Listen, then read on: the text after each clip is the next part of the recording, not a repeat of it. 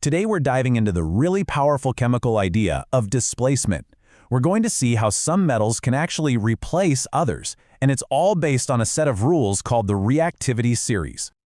Now take a look at this. It's not just a fire, what you're seeing is a chemical battle happening right there. That intense glow, it's the result of one metal kicking another one out of its compound. It's a perfect example of the displacement reactions we're talking about. So that brings up a really good question. How is this even possible? What rule in chemistry lets one metal just kick out another one? Well, the answer is all about a kind of chemical pecking order. The best way to think about this is like a chemical league table. You know, just like in sports, where some teams are stronger than others. In chemistry, some elements are just more reactive, and this table helps us understand who's at the top. And this whole process has a name. It's called a displacement reaction. It's what happens when a more reactive metal pushes out or displaces a less reactive one from its compound. It's really all about chemical strength. And the rule here? It's actually really simple. A more reactive metal can always displace a less reactive one, but it never works the other way around. A less reactive metal just isn't strong enough. This simple hierarchy is the key to predicting what will happen in these reactions. Okay, so that's the theory, but how does this actually work in a lab? Let's take a look at how we can use this principle to solve a kind of metal mystery. So, imagine you're a scientist. You're given a piece of some unknown metal, and your job is to figure out what it is. It turns out displacement reactions are one of the best tools you can use to solve this puzzle.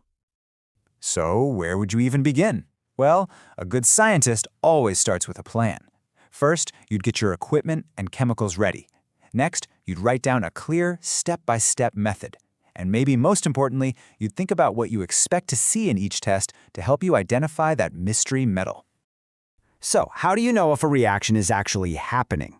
You have to look for the evidence. Do you see a color change? Are bubbles forming? Does a new solid start to appear? Or maybe you notice a change in temperature. These are all clear signs that a chemical change is taking place.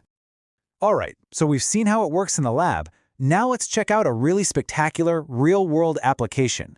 We're going to explore how we use displacement for welding in something called the thermite reaction. This is such a powerful example. In this reaction, the very reactive metal aluminum displaces iron from iron oxide. The reaction creates pure liquid iron that's hot enough to weld huge steel railway lines together right on the spot.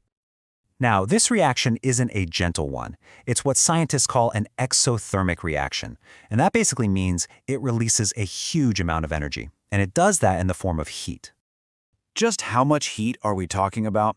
The temperature can reach 1,535 degrees Celsius.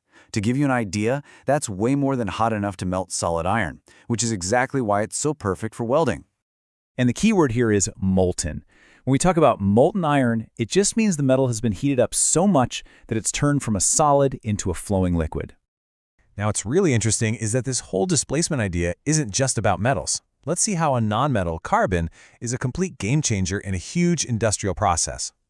But first, we need to know where our metals even come from. They're extracted from something called ores, which are basically natural rocks that have metal compounds locked inside them. The challenge is getting the pure metal out.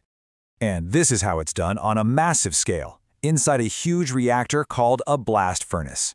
In here, carbon is used to displace iron from its ore. It's a displacement reaction happening on an absolutely enormous scale. The process itself is pretty straightforward. You put in iron ore and a type of carbon called coke. Since carbon is more reactive than iron, it just kicks the iron out of the ore. And what do you get? Pure molten iron and carbon dioxide gas. This one reaction is basically the foundation of the entire global steel industry.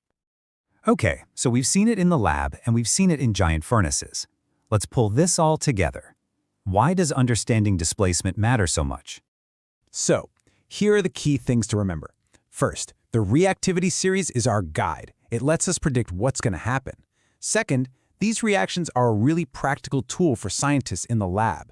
And third, these same reactions are absolutely essential for the big industries that build our world, like making iron and welding.